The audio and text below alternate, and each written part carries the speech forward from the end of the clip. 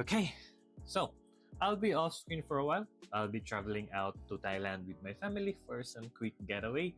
And gusto ko lang sana gawin yung video na to show you some of the tech essentials that I'll be bringing.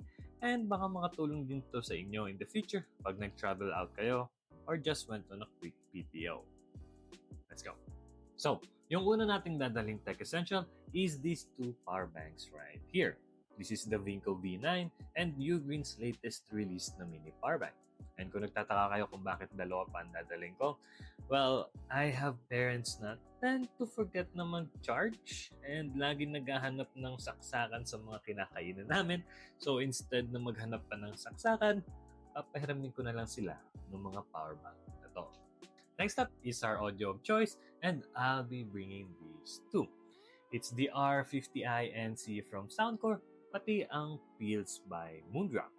Reason naman kung bakit itong dalawa ang dadaling ko is one, si Mama mahilig manood ng K-drama habang nagta-travel kami or naghihintay sa airport.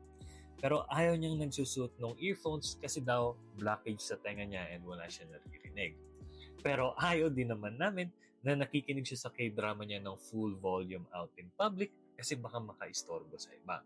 So this Feels by Moondrop is the perfect solution para sa kanya kasi parang clip-ons lang to for her and wala namang makakover sa ear canal niya.